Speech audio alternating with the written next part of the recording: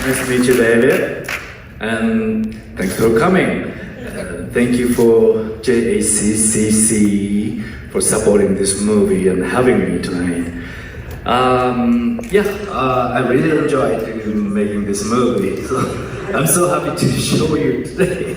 I love the fact that you were so wise and steady throughout the movie until the end, and then you got to bring out your badassery, so to speak. So your character, the elder, a rich history.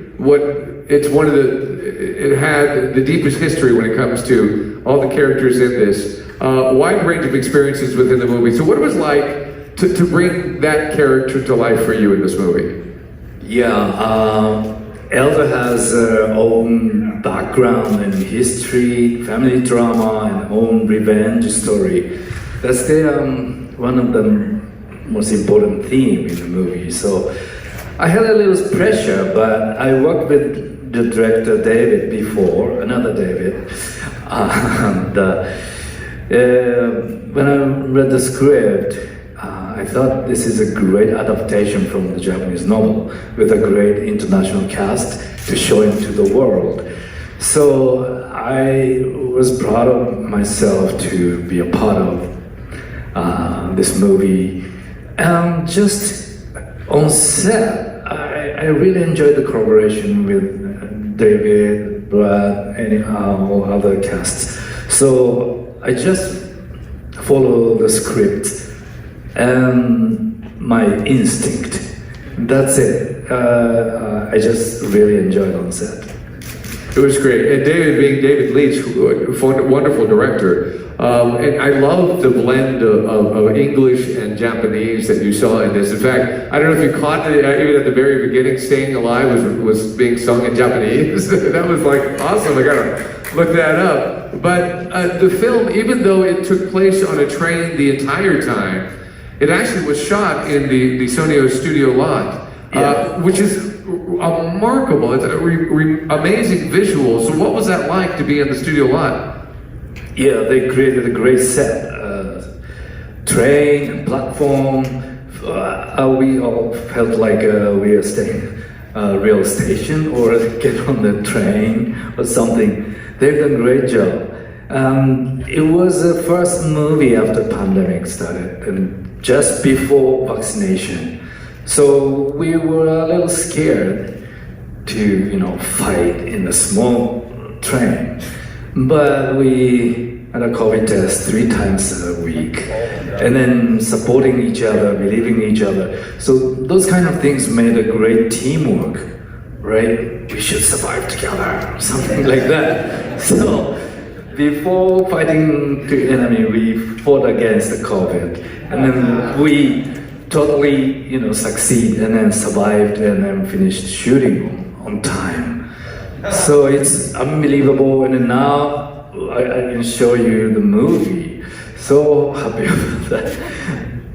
I love that you brought that up because it never occurred to me that you shot this during COVID and the close proximity and the fact that it's so unpredictable that is one more hurdle that you have to go through in addition to all the martial arts. And speaking of the martial arts, you have performed martial arts throughout your entire life.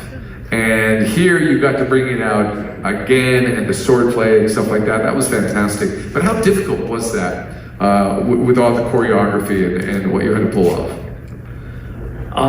Even we learn a lot of skills. Each project or each role has its own style, originality, and the matching for the character, emotion, and the situation. So every time I'm like a debut feeling. So create from the bottom and then put the idea together, director, choreographer, stunt guys. It's like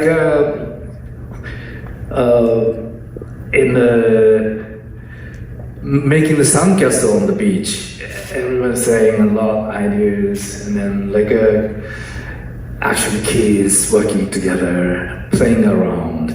So much fun. It was a great collaboration on set. Fantastic. And another character I really enjoyed was the gentleman who played your son, Andrew Koji. He's known for his martial arts stunts as well. In fact, people out there might know him from the show Warrior. So what was like working with him? Yeah, it was easy to communicate. Somehow, the first I met him at the rehearsal, I felt like I know this boy a long time. I don't know why. And then he said he grown up with my movies, so he can feel easy, like, you know, I'm a father of him. So we started to call each other oyaji and musukoyo, father and son in Japanese. And yeah, we created great chemistry immediately. Then we started shooting for entire film from our scene, in a hospital scene. That was the very first day for all of us. But when we shot, already we had a great chemistry, so we could use that, put into the film. I hope people feel they are a real father and son. I hope. I thought that was wonderful. Didn't you? That was a great relationship. And I felt his pain too, his angst and his anguish too. So he was a very good actor. Of course, I have to ask you about Brad Pitt. He was great, and his one-liners were wonderful. What was it like for you to work with Brad Pitt? Yeah, when I met him at the camera test, he was so friendly and gentle and very supportive for others. Of course, he's a producer as well, and director David and Brad had a great relationship in the past. So they're believing each other. We can feel they're enjoying to making a movie together. Those kind of things created a great atmosphere on set. So helpful for me. But he always tried to do or say different ways. Improvisation. Every take was so fresh. Means for me, every take so scared because I don't know what's coming next, right? And also he's always saying this interesting dialogue creation, right? So it was hard to not laughing. I have to keep my character, and then I have to react with my character. So that was so thrilled, scared, but also so much fun. I really enjoyed collaborating with him. And David Leitch used our adlib improvisation a lot in the movie. So before I started talking my own story, long time ago, blah blah blah. That was the only dialogue on script. And then I told you the story, and he said, "No, it's quick. I don't care." Everything different said. He's saying it's hard to start my story. So I ignored. Here we go. And then all the crew laughing at the scene, and then director used that. Editor loves it. So I'm so happy. It wasn't waste my sweat. Beautiful moment of improvisation that really worked well within the movie. I did love that. And I also love the fact that once you got going, he was engrossed. He was like looking at you, and we all were engrossed in the story, so that was great. I think what is really wonderful, and I got his permission to say this, is that he is so busy in Hollywood these days that he has moved to Los Angeles. So he now lives here in LA. Coming from Tokyo, though, you grew up in Tokyo, right? Yeah, I grew up in Tokyo, and I was a child actor, like you said. When I was 5 years old, I started acting. But my first movie experience was my own movie at the studio screening room. So I never went to theater until 8, no, maybe 10 or something. And the first time I went to the theater as an audience and paid the money first time.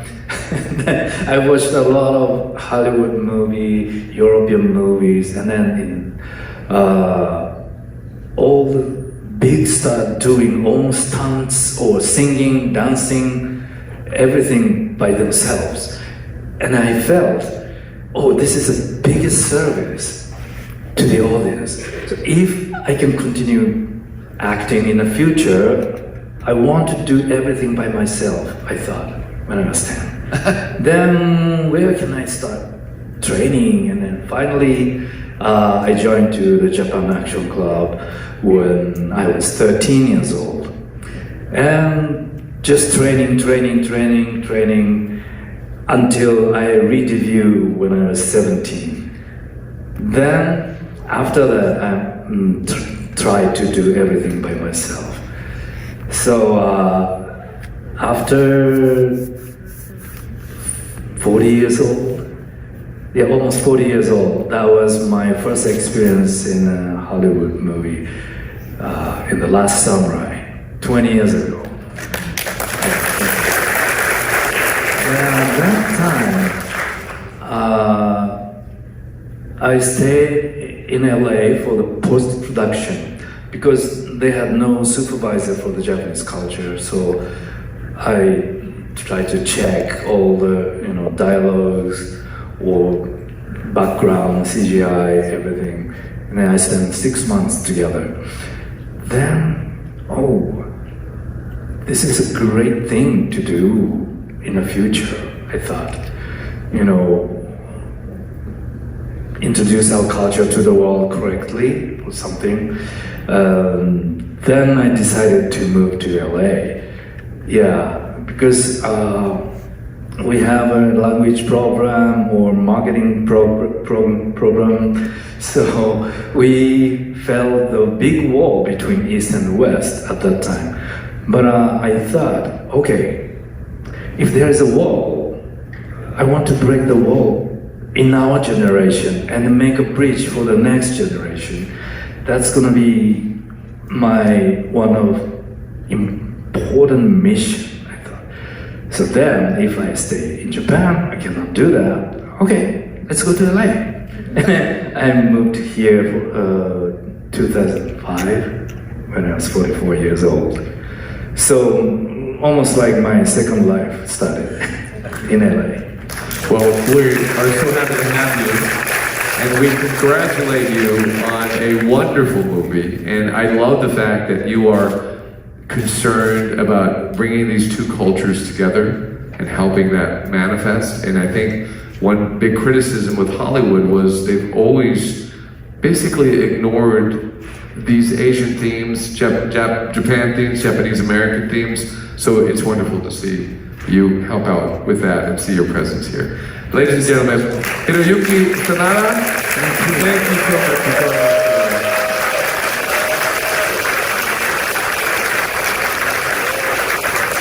today. Ladies and gentlemen.